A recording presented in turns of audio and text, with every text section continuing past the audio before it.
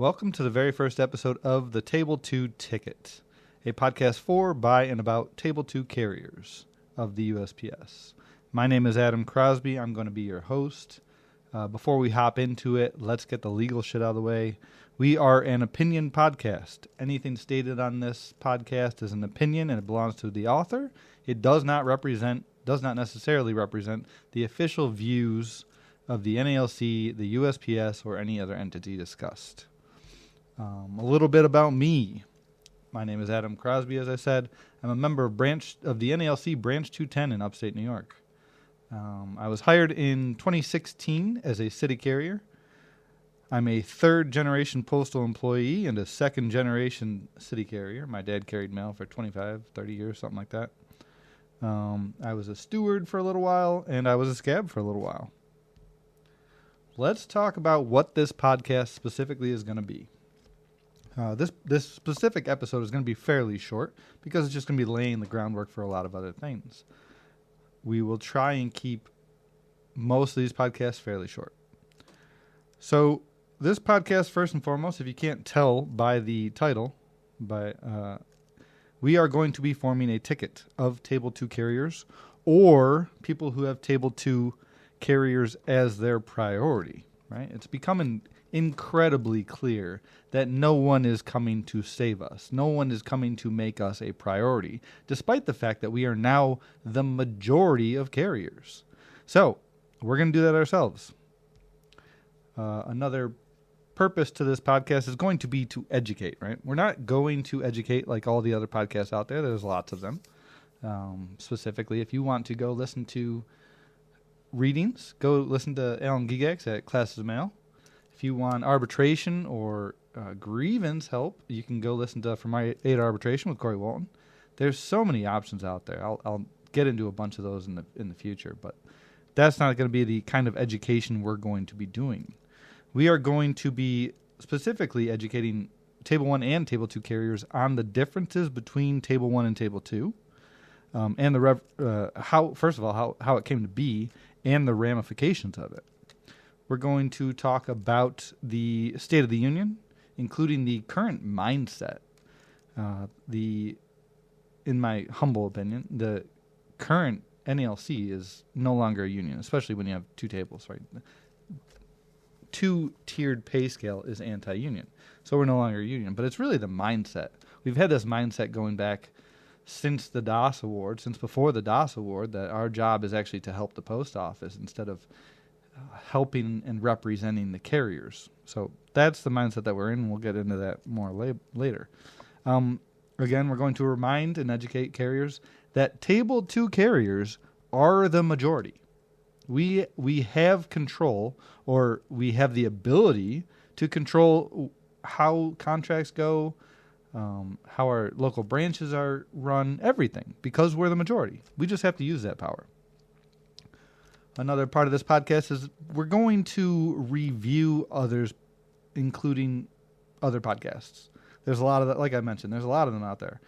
A lot of them, especially the Current Regimes podcast, Fight Like Hell, they just spew a lot of nonsense, and we're going to be constantly reviewing them. Hopefully, in the future, we'll be able to interview some of the people hosting those podcasts, some of the people running for national office. Hopefully we can talk to them. And that's going to be the fourth part of this podcast is discussing their platforms, getting to know them. And if we can't, convince them to make Table 2 a priority, then we'll just move forward without them. So let's hop into the education piece. Let's start with the villain's origin story, the DOS award that created Table 2, right? That split the NALC into a two-tier pay scale that essentially broke the union. When you have a two-tier pay scale, that's an anti-union policy. When you allow that to happen, you're no longer a union. But we'll talk about how we got to the DOS award. In 2011, actually, it was 2012. I'm not sure specifically which year we hired Ron Bloom. Right, this is President Fred Rolando back in 2012. Hires a man named Ron Bloom. Right, Ron Bloom, if you go look up his biography, essentially, he's literally known for telling unions to take pay cuts in order to save their industries or save their specific company. He has a long history of doing that with Chrysler, I believe, with the steelworkers. His philosophy is that the union needs to help the employer. The employees in a union have to help the employer survive. That's where we got the current mindset. So in 2012 or 2011, I think it's 2012, where President Fred Rolando actually hired Ron Bloom, a financial advisor and investor, financial banker. That's when things kind of went off the rail. If you ever get the chance, go listen to Ron Bloom and President Rolando on YouTube at the 2012 National Convention, right? President opens with, over the past 5 years, President Rolando opens with, over the past 5 years, the Postal Service has lost $32 billion. Right there sets the tone. This is when the mindset of the NALC has shifted. He sets the tone. He's talking to delegates to a national convention for the NALC, and he says, the first thing he mentions, I mean, I'm sure there was other introductory stuff before this, but his big speech starts with this. Is over the past years, the Postal Service has lost $32 billion. Right there, he tells you exactly what he thinks. He thinks their financial position, the USPS's financial position, is now our problem. It is now up for us to fix. He goes on and he introduces, as he calls him, like he introduces him and says, this man a couple of years ago would have been enemy number one. Now he's our trusted advisor, talking about Ron Bloom and introducing Ron Bloom. That statement, right, the whole concept of he would have been enemy number one and now he's a trusted advisor should have raised red flags for every single person that was at that national convention. When you bring in an investment man and you call him would have been the enemy number one, and now he's our trusted advisor. Right there, you should be like, what are we going to hear here? Why are we bringing in an investment banker to begin with? That doesn't make any sense. And so the entire rest of that conversation, the entire rest of that national convention goes just like you would expect. It's all fear-mongering, right? It's all manipulation. It's all just showing the delegates that your mindset has changed. Your purpose as the union has changed. It used to be to represent the carriers and get them the best contract. And now we're on a sinking ship, and it's our job to save that ship. That is when the mindset of the NALC switched. That manipulation, of course, that fear-mongering, because it was to a national convention of delegates, national presidents and other delegates, stewards mostly, retirees who were at that convention, then took that home back to their branches and spread that fear-mongering to the rest of the rank and file. So that pretty soon everyone was scared of losing their job because of the financial situation of the post office, which isn't our problem at all. So it set the stage. It set the stage for the arbitration award that came out as a DOS award later on. You can see it just from the national convention. You can see that their mindset being about the post office, that the post office was going to get a very friendly contract from the NALC. So in 2012, they're still continuing. The contract ran out in 2011, I believe. So they were arguing, they were negotiating for a new contract in 2012. So this is when the national convention takes place. And I think it was Ron Bloom that said, if the union does not stand up for the institution, aka the employer, aka USPS, it can't expect that anyone else will. So right away he tells you, it's our job to stand up for our employer and help them through this issue or through this financial debacle that they've caused themselves.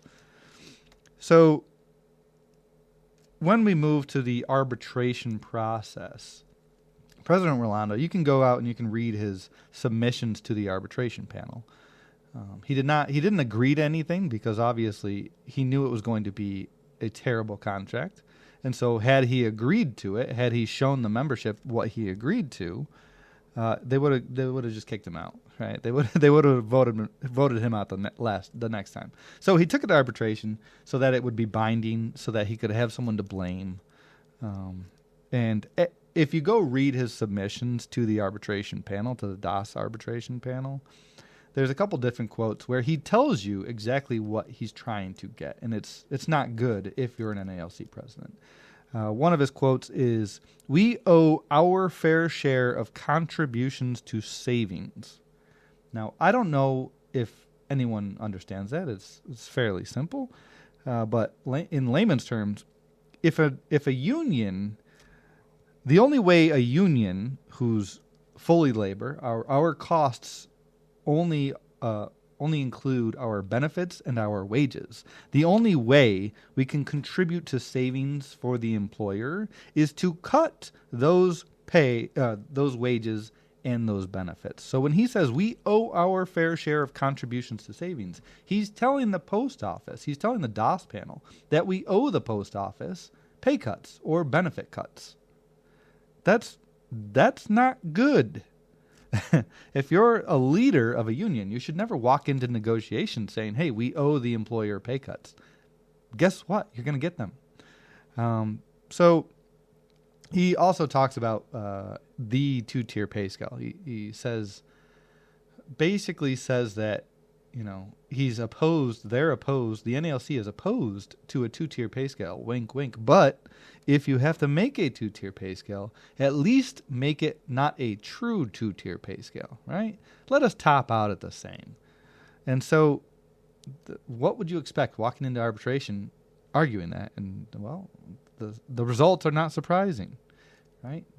If the post office goes into the DAS arbitration panel, goes into arbitration, and it says, hey, we need pay cuts because we're broke. We are financially strapped. We're losing money. We need unions to take pay cuts. And then the union comes in and says, hey, we owe you pay cuts because you're losing lots of money. We owe you pay cuts and benefit cuts. What do you expect an arbitration panel to do? Both sides are essentially in agreement. It's just a question of how much, right? So that's exactly what happened. President Rolando argued against the NALC. He told the employer that we owe them pay cuts to help them. The USPS comes in and they say, hey, we need those pay cuts to survive. And that's exactly what happened in the arbitration award. A massive amount of pay cuts. It didn't happen to any of the current carriers for some reason. That's really weird.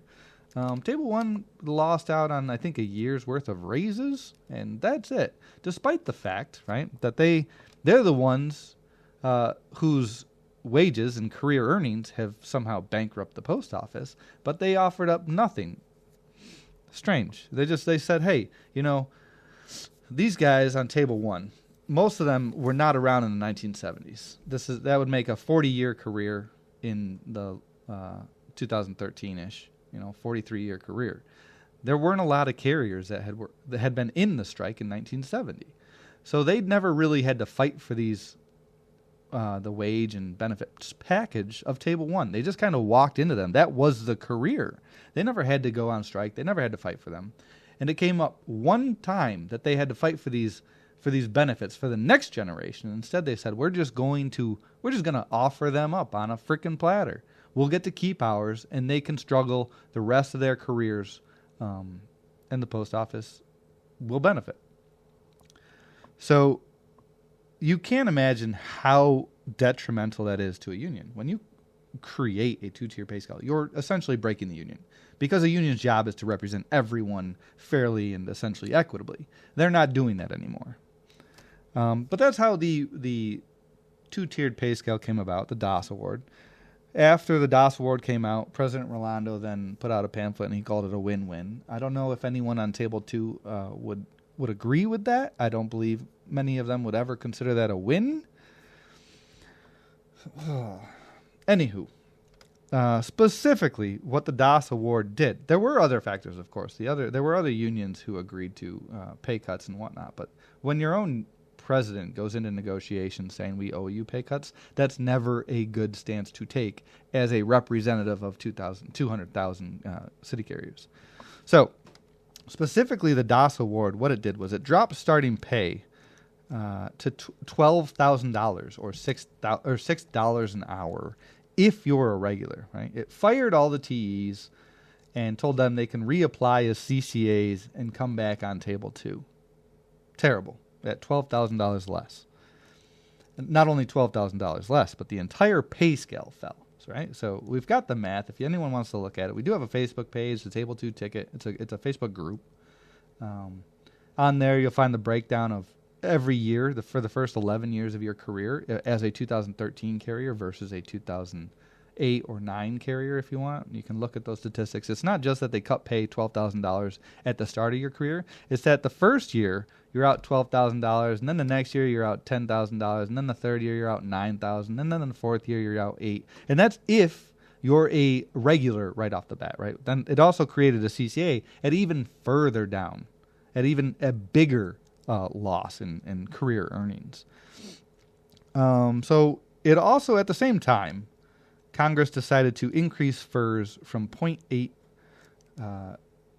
which Table 1 is still benefiting from, right? 0.8 of your career earnings go into your FERS.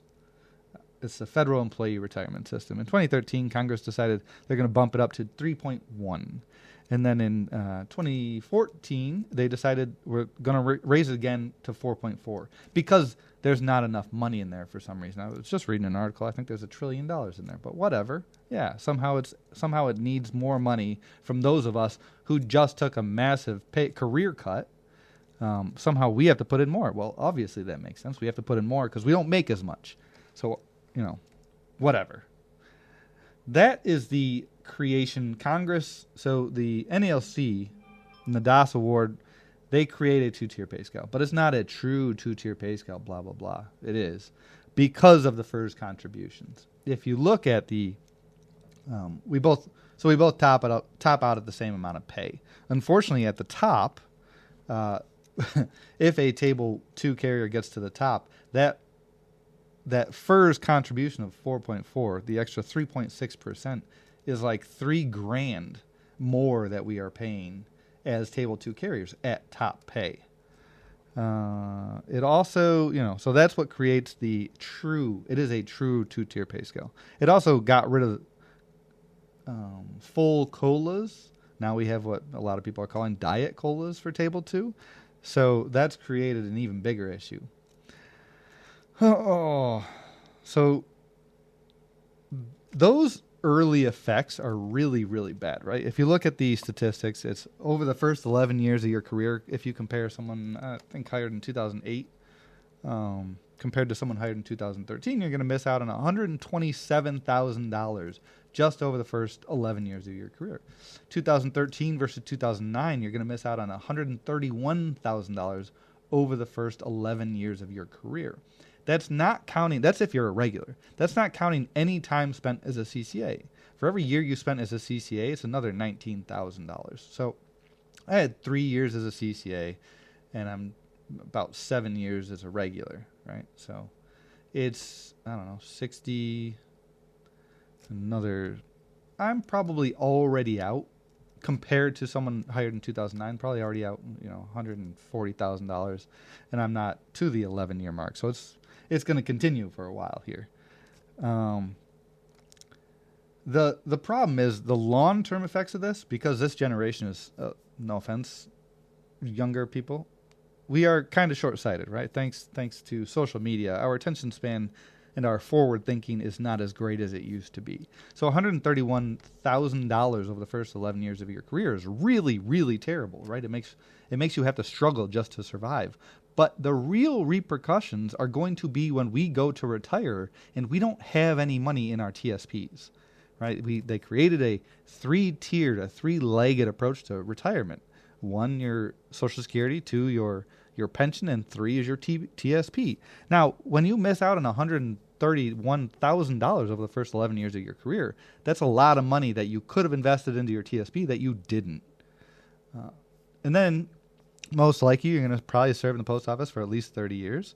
So $131,000 that you could have invested, and then you have compound interest for the next, 20 years, you're going to be out like, $750,000, something like that. The actual numbers are insane. And the problem is we're not going to feel that for a very long time. So it's really hard for Table 1. First of all, most of them don't seem to care. But it's really the repercussions of them selling us out, them not standing up for our benefits and our wages, those repercussions are going to be much, much worse in the future. Since the DAS award that created the two-tier pay scale, things have, gotten worse. And it shows exactly who the priority is, right? When the NALC decided to keep benefits for Table 1 and sell out the next generation of carriers, they told you what their priorities were. Their priorities were A, the majority, and B, the post office. A was the majority because that's all the carriers who are currently regular got to keep their benefits. They were the majority of carriers. They were not the TEs. They were the minority of the carriers. And so the NALC told you very specifically what their priorities were when they reached that, when they went into arbitration and had that submission. Since the DAS award, it's gotten worse. And their priorities are still the same. They still want to save the post office, still want to help the post office, and they still want to represent Table 1 carriers for some reason. So since the DAS award that cut pay by $12,000 at your first year, CCAs have lost money. Yeah. Like their pay versus inflation, despite the fact that it was abysmally low in 2013 when they created the CCAs, because of inflation, they've actually lost purchasing power, 17 cents an hour. That's insane. It was a terrible, terrible pay and benefits package, which there are no benefits really for CCAs. It was a terrible package for CCAs in 2013 when they created it, right? At which point we immediately had like a 40% retention rate, and it's gone down. They've literally lost money purchasing power because of inflation.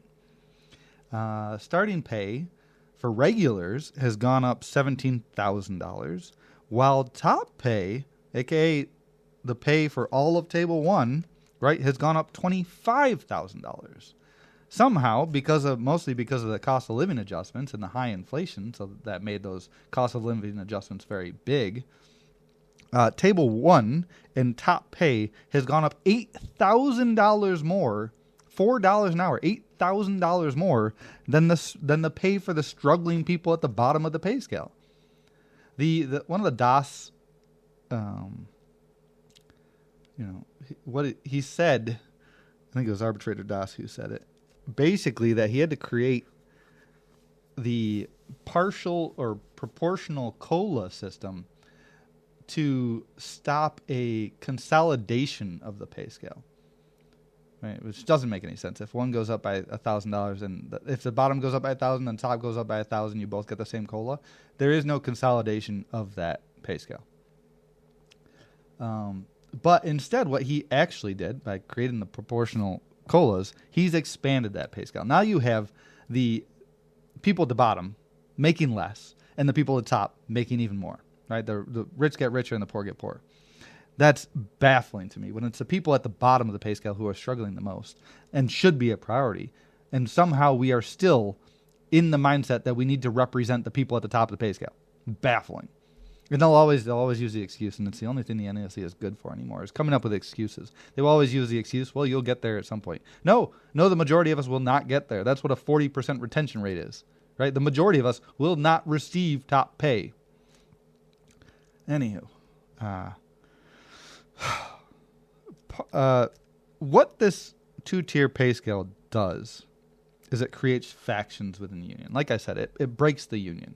You should not have factions, majorities, minorities. You should not have groups of individuals in a union. That's the whole concept of a union. So since the DAS award, which created at least three, because we had the Table 1, we had Table 2 in 2013, who has a FERS of 3.4 or 3.1, and then you had Table 2 14 or later, who has Table 2 and a 4.4% FERS. So it already created 3 factions. Now, since then, we've actually added some, right? We have now this newest contract. We have people who got to jump from, they deleted the first couple pay scale legs. And so there's another faction, the people that didn't have to suffer through AA and B or AAA and B. And then you have even more factions in the offices that went straight to PTF, who didn't ever have to spend time as a CCA. I spent 3 years as a CCA. Then there's other factions. You got people who capped it too. There's all these factions. And what that does is it's constantly breaking the NALC into tiny little groups, just like management does, right? It's divide and conquer. It breaks them into little tiny groups so that you can you can calculate. And that's what Brian Renfro's actually good at. He can calculate how many of those little groups he can make happy in order to get a contract or in order to keep his job. So as long as the majority of carriers are Table 2 carriers, but as long as you make Table 1 happy, you give them $1,000, and then you also, cut a couple pay scale or cut a couple legs off of the pay scale for a couple more. You can do the math, and you can kind of figure out what'll get me to 50. The retirees are pretty much always banked to vote for the incumbent because that's just what they do. So he can do the math when you break the union into all these little factions, which is terrible, and it's anti-union behavior. It's what management does, and we shouldn't be doing it. That's another thing that happened in the 2012 National Convention, right? One of the things that Ron Bloom specifically goes out and he says we need to recruit management, right? I know there's a lot of conspiracy theories about Brian Renfro out there and whether or not he already has his next management job lined up or if he came from management or whatnot. But Ron Bloom stating that we need to recruit managers, and then we get 13 years of President Rolando and President Renfro. It makes you wonder. But it all ends in the same. We have unfair representation. We have, completely lopsided representation. The Table 2 has not been a priority for anybody. And no one's coming. There are currently 2 people currently running for national president, and neither one of them is going to fix it either. Neither one of them ever talks about Table 2 being a priority. So we'll talk about that later. But, gosh, that's the whole concept here. We have to, as a union, we have to fix the union. There's a number of different things that we have to do in order to fix the union. First and foremost among those things is we have to represent the majority. We have to put Table 2 carriers on Table 1. That's the only way you can fix disunity, right? By creating a singular pay scale. And of course, that's what they essentially are going to tell you they accomplished in this most recent contract. They're going to put Table 1 carriers on Table 2 because it doesn't affect them. Being a Table 2 carrier has nothing to do with the top pay. It has to do with the entire struggle up to that point. It has to do with working next to people who are making way more than you, made more than you, their entire career, will have career earnings $400,000, $500,000, $600,000 more than you, that you have to work next to them. That's what being a Table 2 carrier is. We need to fix that gap. We need to put Table 2 carriers on Table 1 so that we are all receiving the same benefits, right? You cannot work next to a union member who essentially tells you every single day when you come in that you're worth less than them. That's anti-union. So we need to stop the anti-union behavior, and the only way to do that is to put Table 2 carriers on Table 1. That includes, or the equivalent of Table 1, right? There is some, you'll see this on the Facebook page, if you, Facebook group, the Table 2 ticket. You can, I know some of the complaints that created Table 2 was the uneven pay scale, right? So you spent 96 weeks here, you spent 96 weeks at Step 2 or Step B, and then it was like 46, 7, 46 month or 46 week increments, and then it was 26, and that gets to be stupid and annoying. And so like, let's simplify it. Let's make them all 40, whatever it is now, 46, I think. Maybe it used to be 44. Anywho, I would accept the equivalent of Table 1. If you want to keep it at 44, that's fine. We can do the math and say, hey, what would we have earned as a Table 1 carrier over those first 46 months or 46 weeks. And then what would we have earned over the next 46 weeks? It's going to be very similar because, they earned 96 weeks at the same step. And that's fine. You can keep it 46 weeks if you want, as long as the pay is equivalent to what it would have been with inflation, right? What it would have been comparable to 2008, 2009, 2010, 2011, 2012. That's the only way you start to fix the union. That also includes full cost of living adjustments, not these diet colas as everyone calls them. And we're going to put CCAs, right, on Table 1 as well. Just like TE's got to be on Table 1, TE's got to start increasing, essentially climbing the pay scale. CCAs deserve that too.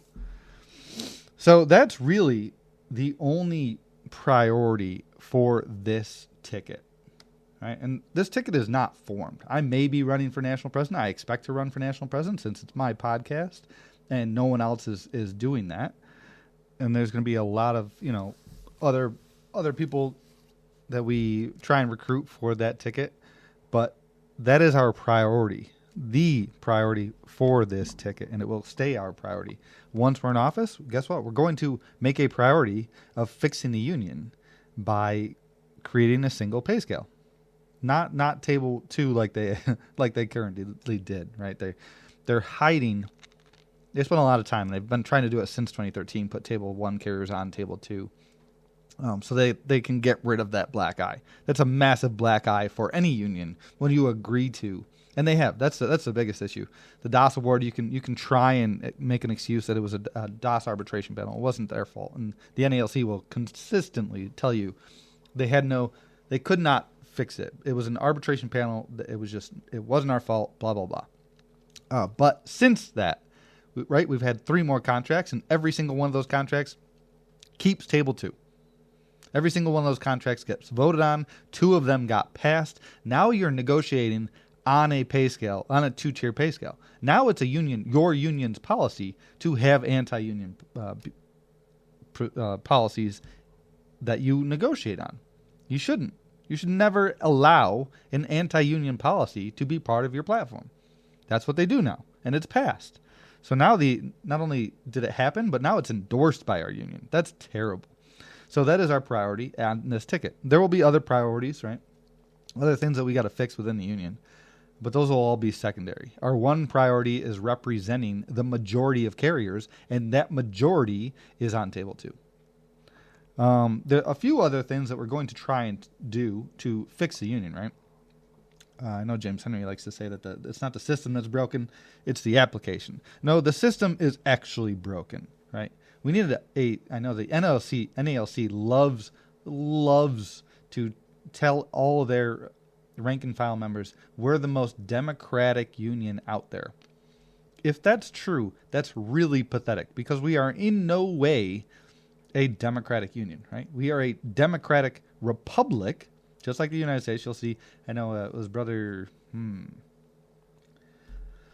name's not going to come to me at this exact moment, but he's the one that filed all the Article 10 charges against the Executive Council. Nope, not going to come to me. Anywho, he said you'll see the similarities. It is a microcosm of the United States political system. The NALC is. And we have the same concept. We have a democratic republic. We have people who represent us. That is a republic. Sometimes we get to vote on those people. Sometimes we don't, right? So we need to create a more democratic union, an actually democratic union that provides power to the rank and file. Not this republic where you can consolidate power and you can consolidate the votes and you can consolidate the decisions, right? I mean, we essentially have a dictatorship right now. Again, sounds familiar. A dictatorship. One man negotiated our entire contract for representing 200,000 carriers. That's called a dictatorship. And the union said, no, we don't like that. And guess what? He shoved it down your throat anyways. That's a dictatorship. So we have right now it seems like we have a dictatorship, but we have a democratic republic that is not democracy at all. So we're going to fix the union in that concept. We're going to create a democratic union. We're going to get the rank and file involved. We're going to poll them and survey them on everything from MOUs to bargaining positions, every single thing. And it's not going to be done at a delegation, not at a national convention. It is going to be done at the base. The rank and file, every single member will be able to contribute their thoughts, their votes on what we're doing. So in order to do that, we're going to, have to put a survey on, the national website, pretty simple, and polling on the national website, pretty simple.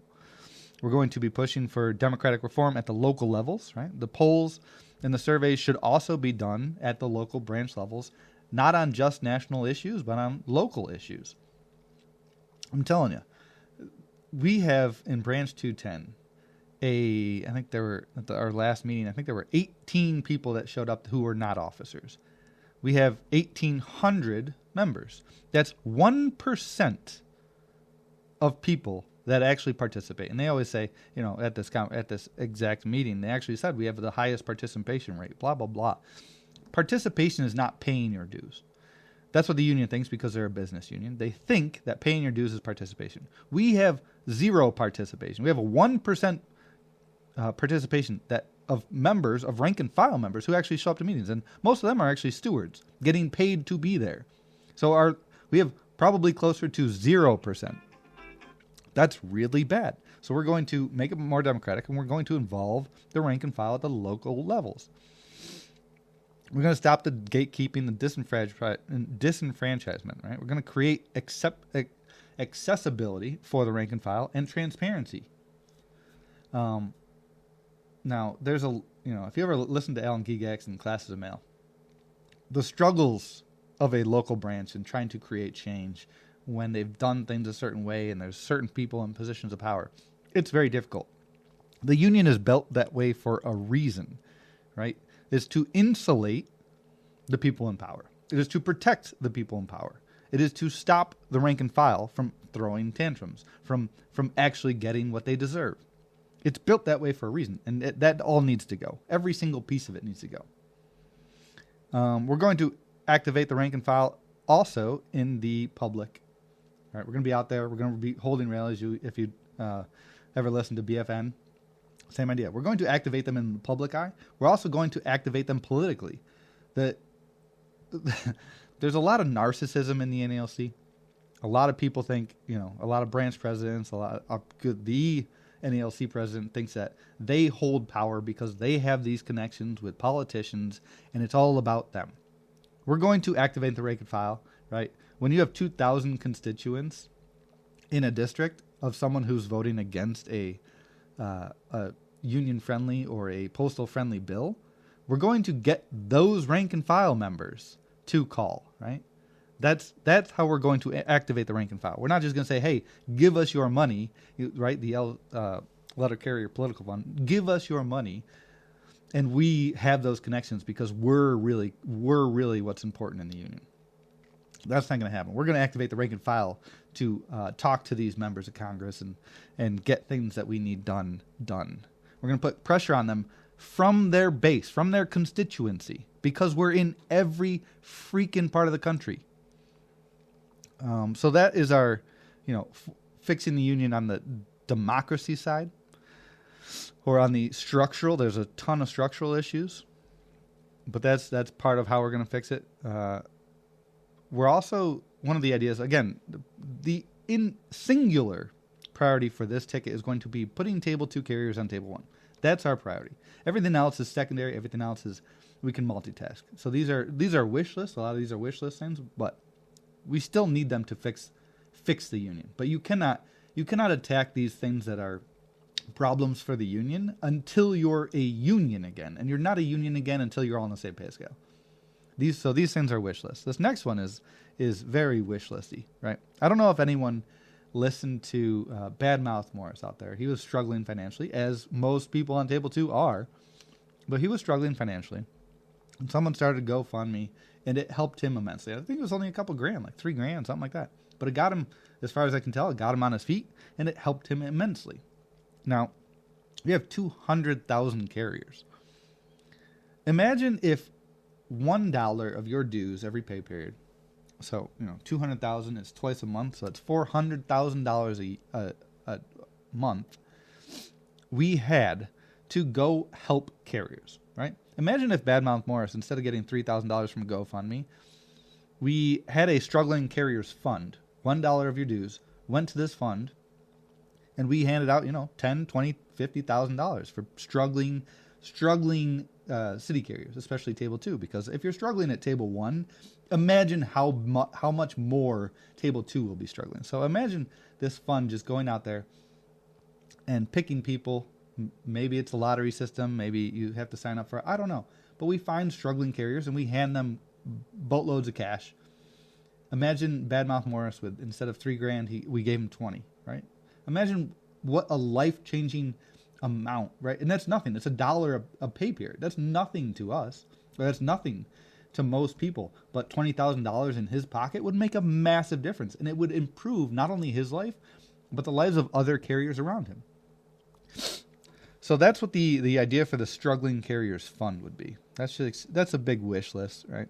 And then in the postal record, we would obviously go through and we would find the people that we handed money to, and we would follow up with them, and we'd see what they did, see how they're doing, stuff like that, and we would put that in the postal record because that's good, right? A union should be looking to do good things for its membership. That is good, and it would bring joy to people to see that their $1 pay period went and helped and changed someone's life. So that's a wish list. I call it the Struggling Carriers Fund. I think it would be a great idea. Obviously, there would have to be an amendment to the Constitution because our dues are very specific in how they're laid out. The workroom issues. Again, we can tackle things as a union once we're a union again. We are not a union. We have like 12 different factions of people.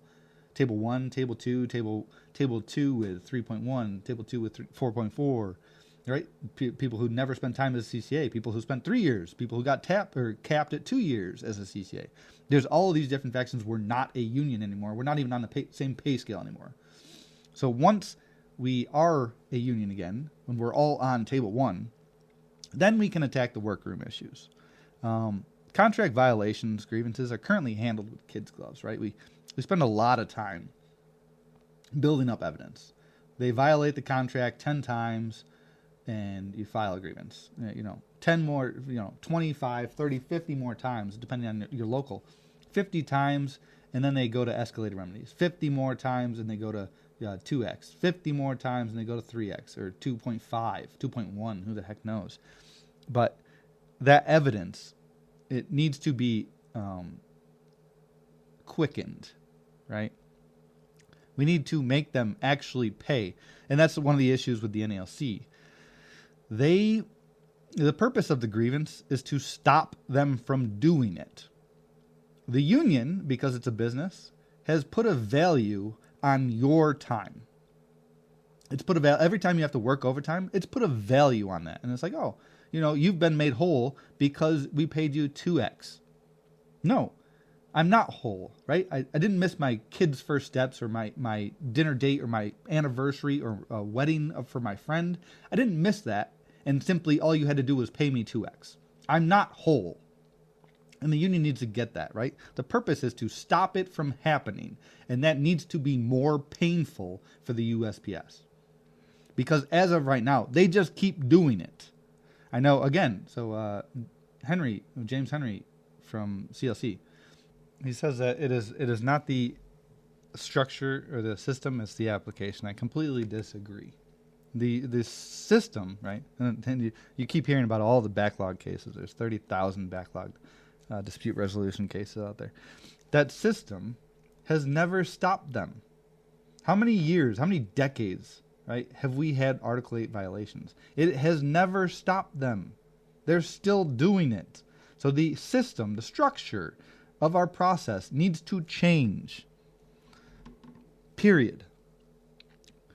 When talking about Article 8 violations on the workroom floor issues, Article 8 violations, they're safety violations, right? There's been many podcasts out there have an EAP episode.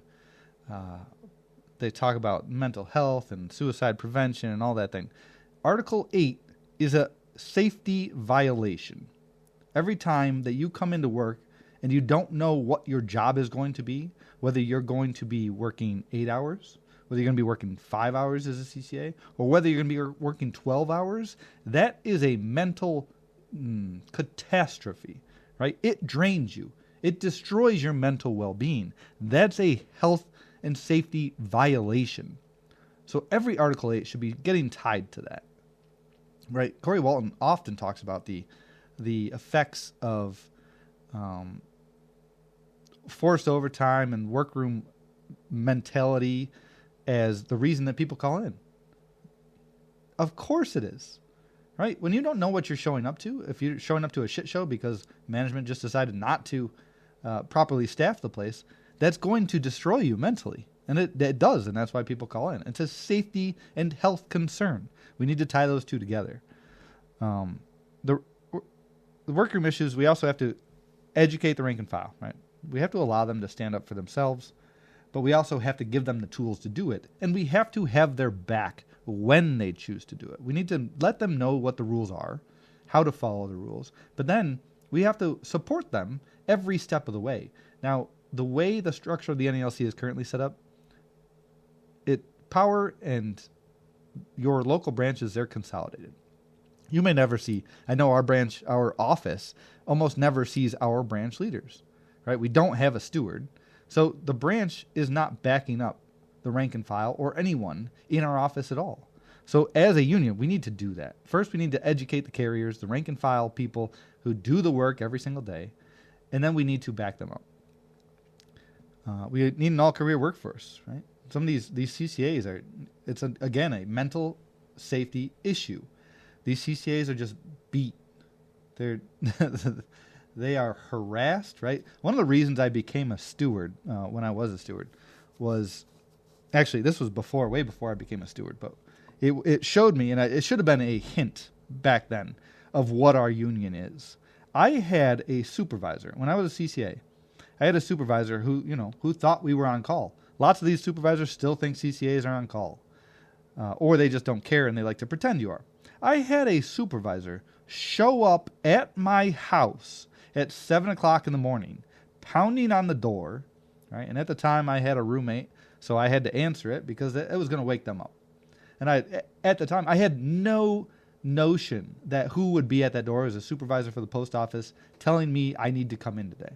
That is insane. And when I told the union, they said, "Oh, you could, if you wanted to, you could take legal action. You could, file for a restraining order." I was like, "Why am I paying you guys? You guys don't have my back. There's nothing you can do to get this harassment to stop." And nothing happened. And obviously, that should have been a hint to me that the union not only doesn't care, they don't have any power, or they choose not to have any power. They do have power. They just don't enforce it, or they don't act on it. They don't use it the way they should be. But those CCAs get screwed, and so we need an all-career workforce.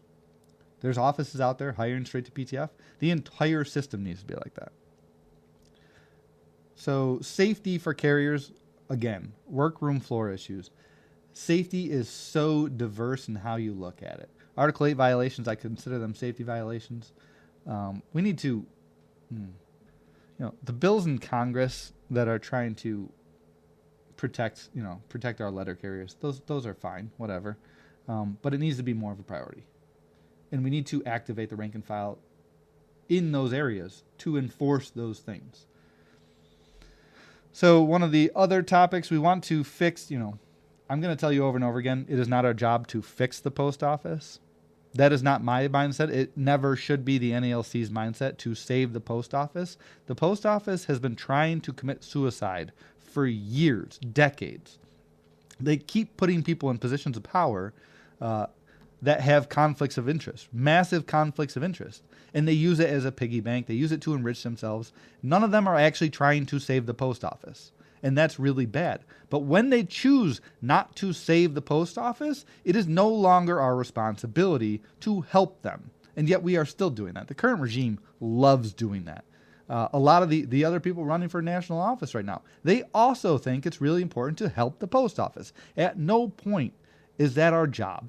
As if I were a person in a position of power for the NALC, that's not my job. The post office is trying to commit suicide. Okay, we've gotten to the point we'll get into this later.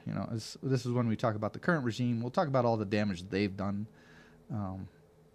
but we'll talk about that later. But even though we don't want to save the post, or it's not our job to save the post office, we can put political pressure by calling our representatives to get someone in position of power, like a PMG, who actually wants to save the post office. We should probably be doing that as an NALC. We should be fighting for individuals on a political scale to get people who want to help the post office instead of people with conflicts of interest. We're going to get them in power. And that's one way we're going to help the post office. But really, it all goes back to, we help as city carriers, we help the post office each and every freaking day when we show up to work and we do our job and we do it well. That's how we help the post office, because that's literally the only job that the post office has. But if we wanted to try and lend a hand to the post office or put some pressure on them to actually create more revenue, right? You hear the current regime talk about pie all the time, right? They can only give you so much of the pie. Well, we're going to get the post office, we're going to convince the post office through political action to grow that pie. There's so many things out there. If you go listen to Bernie Sanders, he's really great at it. He has these ideas for the post office. They're all out there. Postal banking, all kinds of things. Shipping alcohol. There's a million different things that would increase the revenue for the post office. They just refuse to do it, and they refuse to lobby on it because they don't want the post office. The people running the post office don't want it to exist, and it's a really hard concept for people to understand. But it's true. So we're going to help the post office grow the pie. It's not going to be even close to one of our priorities, but we may have to do it. We're going to reinstill the concept of service, right? When you lower wages so significantly, you can expect a reaction to the quality of service, right? You get what you pay for. When these wages are so low, the quality of service has obviously degraded. We need to reinstill that. Have some pride in your job. And of course, I understand you're not paid enough to have pride in your job. I get it. I was there. I'm still there. But we still have to do that. That is our job, and it is not based on our pay. It is based on who we are as individuals. We are serving the American public. We need to reinstill that. Long-term goals, right? These are, like I said, some of these are hopeful. Some of these are wishful thinking. And this last one, long-term, what I'd like to see, and Mike Cariff does talk about this occasionally, we need to lead the working class, right? We need to organize Amazon. We need to get out there and, first of all, we need to fix our union so that when we go talk to Amazon, we can be like, hey, this is how we built our system incorrectly. It allowed a single individual, to instill himself as a dictator in our union. When you form your union, Amazon, don't do this. And we need to go get Amazon, and we need to lead these other unions in a way. First, we have to fix our union. Then we can become the voice for unions out there who need to organize or need to organize better, or who need to amend their constitutions so that this kind of crap doesn't happen to them.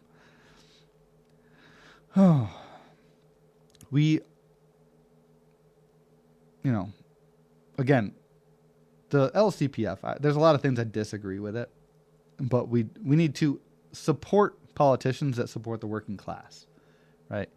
And we don't need to do it financially. We don't need to do it by consolidating our funds so that our president of our NALC can go lobby them. We just need to support them, right? We need to get out there and say, hey, we'll hold a rally for someone who supports our union and the working class. We need to understand, right? The Table 2 of this union, they're the majority. The working class is the most majority. The working class in the United States makes up what? 80, 60, 70% of the entire United States. They have all the power. They just don't use it. Right? And it's hard, and they keep pressure on the working class's neck. They keep making it more and more difficult to assert that power, right? You work longer and longer hours, so you don't have time to go phone bank. You work longer and longer hours, so you don't have time to go vote. You have longer and longer hours, so you don't have time to go put political pressure on the people who are not actually doing a job of representing you. So we're going to do that. Or at least long term, that would be really nice. To lead the working class from the form of a good and whole, united, right, union. So those are the priorities for this ticket, right? We'll be interviewing people, hopefully, or hopefully we'll have some people on that want to talk about it. Hopefully, if you agree with this at all, go ahead, find me on Facebook. My name's, again, Adam Crosby. The group is Table 2 Ticket. It's pretty easy to find. That'll show you the priorities. It'll show you the Table 2 difference in pay over the first 11 years. That's where, it's hard to consolidate the information. If you go to from A to Arbitration, they have a website. They've got I think they have a Facebook page, or the CLC rather, it has a Facebook page. Then there's a Reddit, and then there's a Discord, and it's everywhere. There's probably Instagram. There's probably TikTok. I don't know. I'm going to consolidate everything just to Facebook, right? I think first and foremost, I think social media is terrible for society, but sometimes you just have to use it. If they're, so that's where we're mostly going to be feeding our information. Hopefully this weekend, Sunday, I would like to get together. If anyone is interested, this may reach 0 ears. Maybe no one has no similar concepts, but I'd like to have a Zoom this weekend on Sunday. We'll discuss the platform. We'll discuss the concepts. We'll discuss actually, what would be really nice is forming actual rank and file committees. I think that would be fantastic, right? You talk about, we'll get it. I think we'll get into, because I have to go to bowling league, so I don't have time to get into it. But we're going to talk about the current regime, all the damage they've done. Holy crap! But it would be nice. Is anyone familiar? I'm sure people have listened. If you're listening to this, you probably listened to that. The rank and file committees, the farce, the bull crap that the current regime has put out there. Does anyone know the concept of rank and file? Like, have you ever even Googled it or found a definition of rank and file? It is basically the general constituency, the workers, minus leaders, right? So when you form rank and file committees and you put on those rank and file committees all leaders, right? Branch presidents, contract enforcement, those are leaders. That's just a blatant lie, and it's par for the course, because that's all the current regime does is lie. It's a pathological thing. I can't explain that. Can't state it enough. All they do is lie. But we're going to get into that next episode, because this one ran very, very long. But yeah, Sunday we're going to plan a Zoom. It'll probably be before kickoff. Probably noon. And we'll see people's thoughts and get some feedback, and we'll go from there, because we're actually a rank and file movement. We want to involve the rank and file. So what people say, right? What the majority says. Hopefully, all the people have Table 2 as their priority. Come and chat. All right, that's enough for now. We'll be back soon.